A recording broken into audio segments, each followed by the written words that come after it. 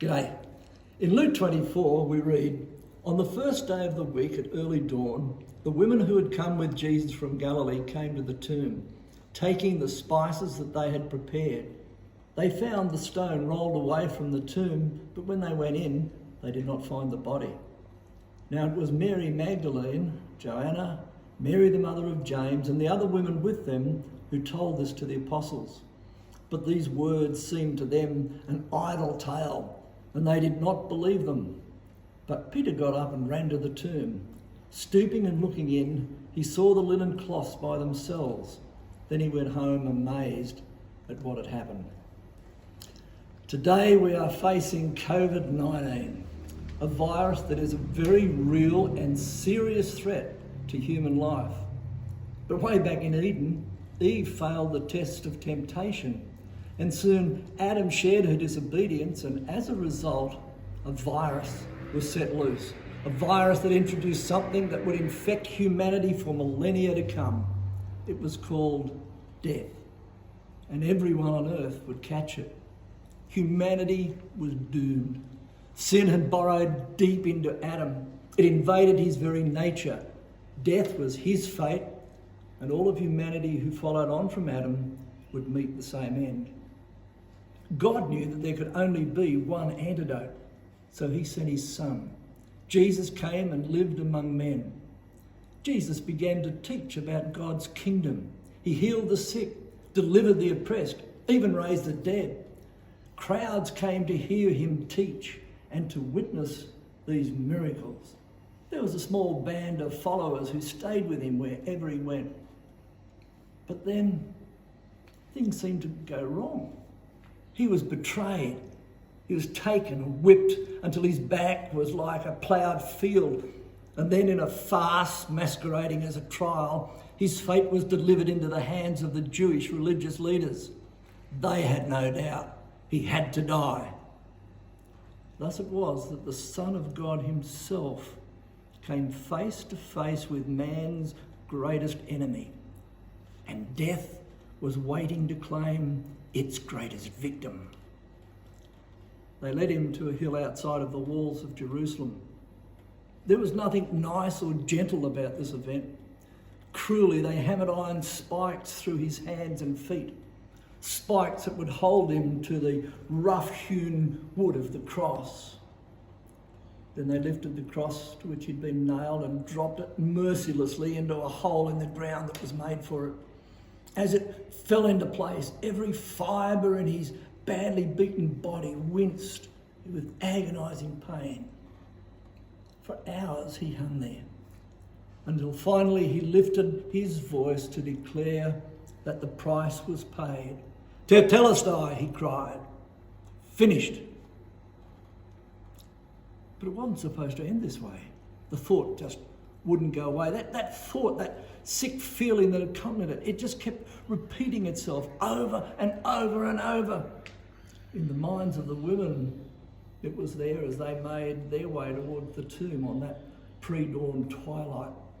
They hadn't been able to perform the normal burial ritual because of the Passover, but now it was the third day since they had stood weeping at the foot of the cross of the one who had claimed to be the resurrection and the life, the one who said, "If you believe in me, you will never die." Surely this couldn't be right. It simply wasn't supposed to end this way. It could have been worse, they supposed. If not for their friend Joseph of Arimathea bringing to bear his significant influence as a member of the Sanhedrin, Jesus' body might still be hanging on the cross, left there by Pilate as a warning to other potential troublemakers, rather than resting in a borrowed tomb. Instead of anointing his body with myrrh and other spices for burial, they had to abandon it on the cold limestone slab and rush to get indoors by nightfall. But now Passover was finished, and the women were able to venture out and perform the necessary burial rites. Yeah, it could have been worse, they suppose, but not much. Or so they thought until they arrived at the tomb. Nothing could have prepared them for this. The huge round stone door to the tomb had been rolled aside. They rushed inside the tomb. But it had gone. The body of their much-loved teacher, their master, the body was gone, missing. And in a heartbeat, if their hearts had still been able to beat, that sick feeling that they had brought with them turned to total and utter despair. It was as if a vast and empty void had opened up within their soul. A void that ate up every last shred of what little hope had remained in them and left them with nothing. This was wrong. It surely wasn't supposed to end like this. And for a moment, it seemed like an eternity, they stood motionless, silent. The pain that they felt numbed not just their body, but their minds as well. Depression, despair, dread began to take their toll. As they closed their eyes, tears formed a waterfall on their stunned faces. How could this happen? Surely it couldn't end like this. And it didn't. Something else happened. Something extraordinary, almost bizarre. Voices. They heard voices. They began to open their eyes and tried to see through the tears. Angels? They were almost blinded by the sight. Why do you seek the living one among the dead? He is not here. He is risen, said one of the angels. What? Jesus alive? How could that be? They could hardly believe it. Not even after an angel had told them. But something resonated deep within them. That void that was in danger of becoming a swamp of despair began to fill with trust, faith, hope that somehow beyond all hope, Jesus was alive. And something began to change deep down inside. There was suddenly a joy, a hope. The feeling of weakness was suddenly replaced with energy and excitement. Something had happened. They were infected with something new, something that they had never known before. They hurried back and excitedly told the disciples. But of course they didn't believe. Well, not at first. But then it began to happen to them too, starting with Peter. Something stirred within. What if the things that the women said were true? Could it be possible? Something was happening inside, something he couldn't understand. It was as though something in his heart that had died had suddenly burst back into life, resurrected, given new life. Peter ran to the tomb. The void inside him began to empty itself of dread and doubt and guilt. And by the time he arrived at the empty tomb, faith and hope were starting to rise up.